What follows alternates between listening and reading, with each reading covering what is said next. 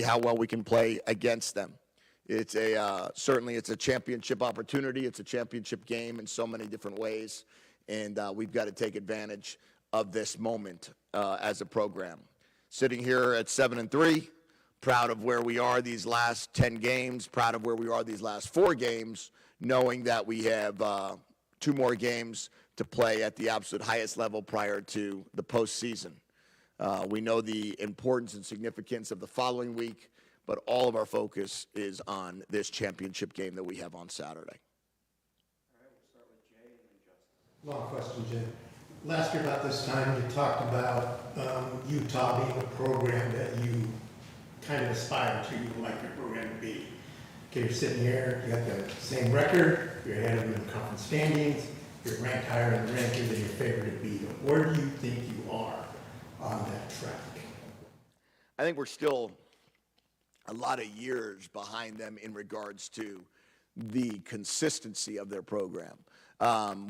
They've been able to keep their defensive coordinator for 8 seasons in a row.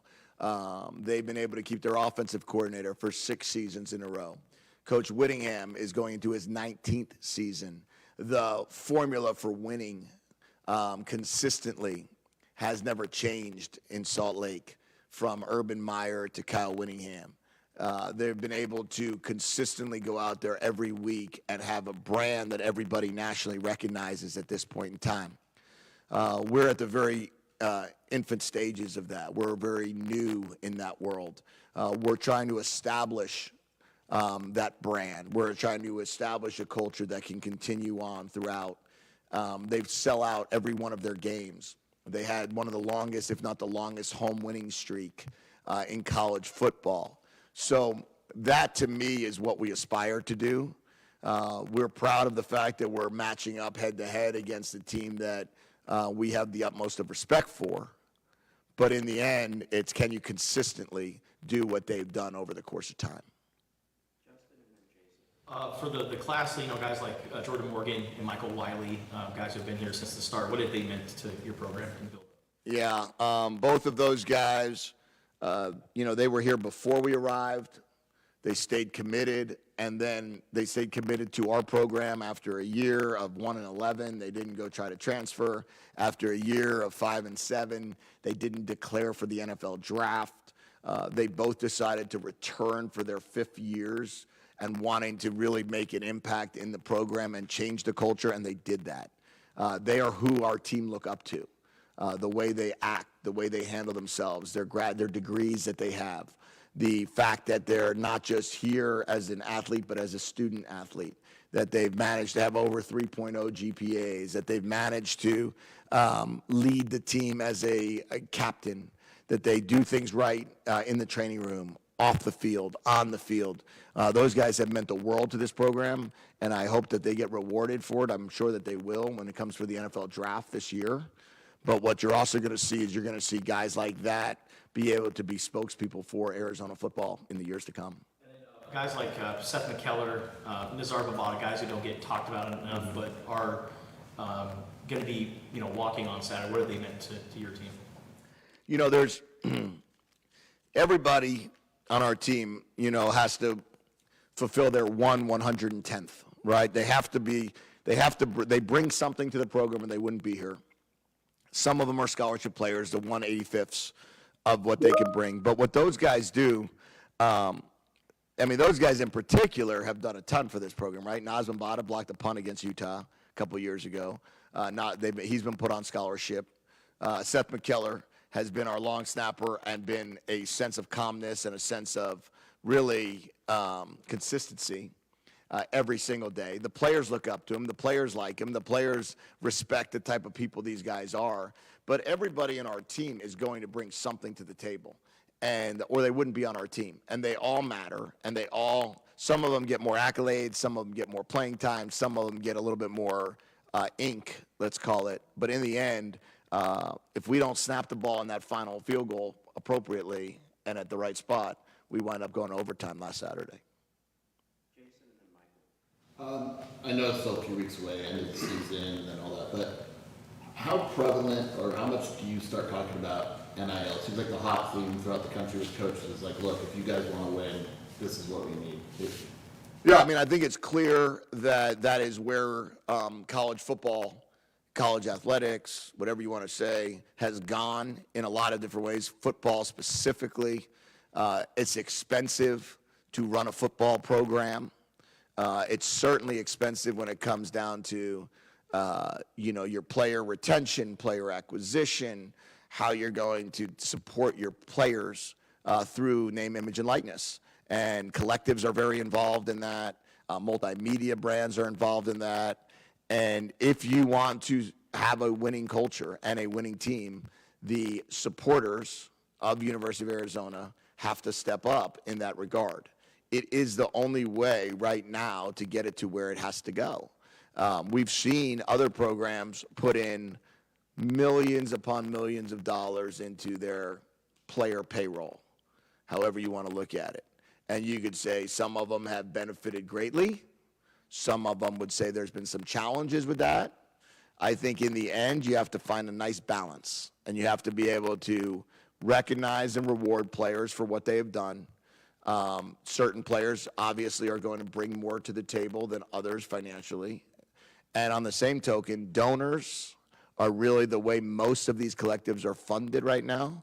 And those donors could come from private entities, meaning their companies, their businesses, how can they help a kid succeed, or their personal investments into the collectives. But all of it is necessary to be able to sustain winning and win more in the future. But where do you think Arizona ranks in the conference in terms of NIL work, just comparing yourselves to other teams in the conference? Yeah, I wouldn't know the answer to that because it's the most clandestine operations of all time. Nobody has any idea what anybody's saying, doing, and a lot of times what you hear and what we read turns out to be false. A lot of times you hear about this kid got offered that, or this kid got that, or this player was compensated in this regard, and then you find out from somebody else, or somebody transfers into your program and tells you what was going on in the other program, and it's nothing like what you thought you knew or read or saw. So I believe that's why the NCAA right now is trying to find ways to make people at least kind of tell people what they got, right? Give their contracts to one central location, make sure it's more open to the public, make sure people have a better understanding.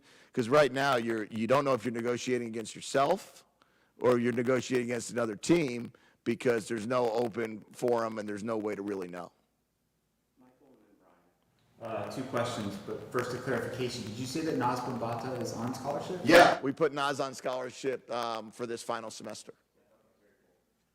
The questions, the first one is field position is something that Utah seems to always be good at. There's a good punters, whatever else goes into that. You had, I think, a minus 21 average starting field position deficit in last year's game. How do you influence that? How do you make sure that that doesn't happen? Yeah, last year I think what happened was we turned the ball over on the plus side of the 40 a couple times. First drive of the game, we hit a 50-yard pass, I think, to Mike Wiley, and then turned it over the next play on like the 30. So you wind up, giving them field position in good spots. Then I think we had a sack on the 28 or something like that turned the ball over. And so turnovers is big in field position. So that's the first thing. You can't turn it over. Secondly is I think there was a 4th and 20. We went for it, didn't get it. So now they got the ball on the 40. You've got to be able to control the game against a team like this. Over the course of years, they've controlled the game. They run the ball when they need to run the ball. They're not afraid to punch you back, play great defense, and then win the field position battle on the return. I think I saw Dion say something about that, where they punted on 4th and 1 on the 40. We got the ball on the -2. We punted it back to them. They got the ball on the 38. Well, when that happens, the field position battle goes is like a 60-something yard differential from a -2 to a +38. And that's kind of how those things really end up. You can't overcome that. So a good punt return, pin back deep, a turnover in the wrong area of the field is kind of what we can't have against a team like Utah to be able to win. The other Last week when Jacob Howling got banged up, you put AJ Jones in at his spot. It had been Kevin Green, I think, or maybe Malachi Riley. Why did AJ get the night? Yeah, Kevin wasn't with us last week and in the game, so we brought AJ in his position, and then this week will be Kevin. He wasn't available last week. Leading up to the UCLA game, I believe it was, or Oregon State, that you didn't want to use, or you said you had no fear of bringing up bowl eligibility to the players, like that it wouldn't be distracting. Is that the same with staying eligible for the Pac-12 title? Yeah, we've been very clear about that. If you want to play in the Pac-12 championship game, you got to win on Saturday. Then you got to win again on Saturday, and then you need Oregon State to beat Oregon. And that's what has to happen. So we don't shy away from it. That's just the bottom line. And that's why we all work this hard. And, you know, we talked a little bit about the difference between sacrifice and investment. And everything that we've asked our team to do is invest in themselves to be able to put ourselves in position to have that conversation. So once we got into the conversation, I didn't want to shy away from it. Last question to David. Two for you, Jedd. First of all, how would you best describe why the quick screen works so well in your offense? Yeah, I mean, I think it's, you know, something you commit to from the very beginning. You get what you emphasize. It's a way to be able to make teams defend 53 1/3 across the field, not just the vertical threats of the game. We're a team that takes shots down the field. So if you have to be concerned about the shots that you're taking down the field, then you also have to defend the horizontal passing game. It gives you an opportunity. It gives you an opportunity to hit on some of those. And then the more they want to, you know, remove defensive ends or linebackers from the box and defend a quick screen, the more you can run the football. And then the last one to Montana, there was talk on the broadcast that Noah had kind of went into that play. He audibled into that play, but it looked like he looked to the sideline. Did he audible himself, or did you give him that audible? That's built into the play there, based upon what we got and the look we saw and what we wanted to get to. And I think he was looking over for confirmation.